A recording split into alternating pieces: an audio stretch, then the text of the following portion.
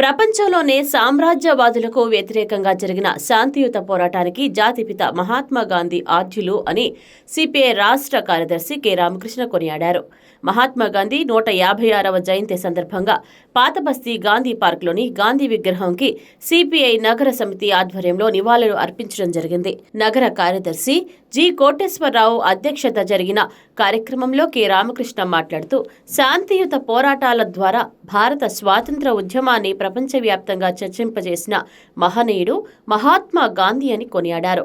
దురదృష్టవశాత్తు గాంధీని చంపిన గాడ్సే వారసులు ఈరోజు దేశాన్ని పరిపాలించడం దారుణమని అన్నారు. మీరు చరిత్రను కూడా వక్రీకరిస్తున్నారని అన్నారు. ఏనాడు కూడా స్వాతంత్ర పోరాటంలో పాల్గొన్నని ఆర్ఎస్ఎస్ లాంటి సంస్థను ముందుకు తేవడానికి ప్రయత్నిస్తున్నారని అన్నారు. తెలంగాణ సాయుధ పోరాటంలో భారత కమ్యూనిస్టు పార్టీ, ఆంధ్ర మహాసభ, ఆర్య సమాజ్ పోరాటం చేశారు తప్ప ఎవరూ పాల్గొనలేదని అన్నారు. సుమారు 4500 మంది కమ్యూనిస్టులు నాటి పోరాటంలో రక్త తర్పణ చేశారని అన్నారు. ఈ పోరాటంలో ఆర్ఎస్ఎస్ వారు పాల్గొన్నారు. స్వయంగా దేశ ప్రధాని పేర్కొనడం చరిత్రను వక్రీకరించడమేనని దుయ్యబట్టారు. మహాత్మా గాంధీ స్ఫూర్తిగా నేడు పోరాటాలు సాగించవలసిన ఆవశ్యకత ఏర్పడిందని అన్నారు.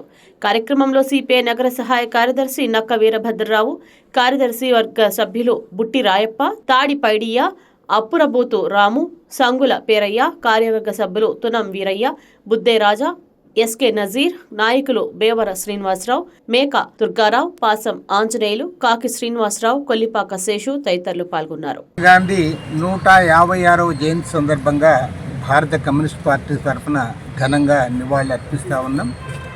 ఇవాళ ప్రపంచంలోనే శాంతియుత పోరాటం ద్వారా సామ్రాజ్యవాదులకు వ్యతిరేకంగా జరిగిన పోరాటంలో తనకంటూ ఒక ప్రత్యేకమైన స్థానాన్ని పొందిన వ్యక్తి మహాత్మా గాంధీ గారు.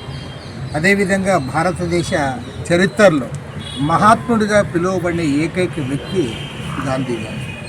అలాంటి గాంధీ గారు జన్మించిన భారతదేశంలో మరి ఇవాళ అనేక అంశాల్లో విలువలు కాపాడడంలో, అదేవిధంగా శాంతియుత ఉద్యమాలకు నాయకత్వం వహించడంలో, ఈ దేశ స్వాతంత్ర పోరాటంలో ఆయనకంటూ ఒక ప్రత్యేకమైన స్థానాన్ని పొందిన వ్యక్తి, ప్రజలందరి చేత గౌరవించబడ్డ వ్యక్తి. అలాంటి వ్యక్తి జన్మించిన భారతదేశం ఇవాళ దురదృష్టవశాత్తు గాంధీని చంపిన గాడ్సే వారసులు ఇవాళ దేశంలో అగ్రభాగాన ఉన్నారు, అధికారంలో ఉన్నారు. పైగా ఇవాళ చరిత్రను వక్రీకరిస్తూ ఉన్నారు. ఇవాళ ఈనాడు కూడా స్వాతంత్ర పోరాటంలో పాల్గొనని ఆర్ఎస్ఎస్ లాంటి సంస్థను ఈరోజు దాన్ని ముందుకు తేవడానికి ప్రయత్నం చేస్తూ ఉన్నారు. తెలంగాణ సాయుధ పోరాటంలో ఆ రోజు ఆంధ్ర మహాసభ, భారత కమ్యూనిస్ట్ పార్టీ, ఆర్య సమాజ్ వారు పోరాటం చేశారు తప్ప 4500 మంది కమ్యూనిస్టులు రక్తతర్పణం గావించిన తెలంగాణ ప్రాంతంలో ఆర్ఎస్ఎస్ కూడా పోరాడిందని చెప్పి ఇవాళ పచ్చి అవాస్తవాలు, అబద్ధాలు మాట్లాడే ఒక ప్రధానమంత్రి ఈ దేశానికి ఉండడం అత్యంత దురదృష్టకరం.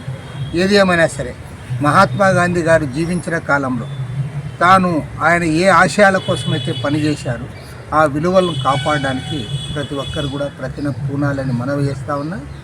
అన్నిటికంటే మహాత్మా గాంధీలో అతి గొప్పమైనది ఏమంటే ప్రపంచంలో మరి ఎవరు చెప్పారో లేదో నాకు తెలియదు, కానీ ఓన్లీ గాంధీ గారు మాత్రమే చెప్పారు, my life is my message అన్నారు. My life is my message అని చెప్పిన అతి గొప్ప వ్యక్తి మహాత్మా గాంధీ. ఆయన 156వ జయంతి సందర్భంగా భారత కమ్యూనిస్ట్ పార్టీ తరఫున ఘనంగా నివాళులు అర్పిస్తారు. महात्मा गांधी की जय, महात्मा गांधी की जय, महात्मा गांधी की जय.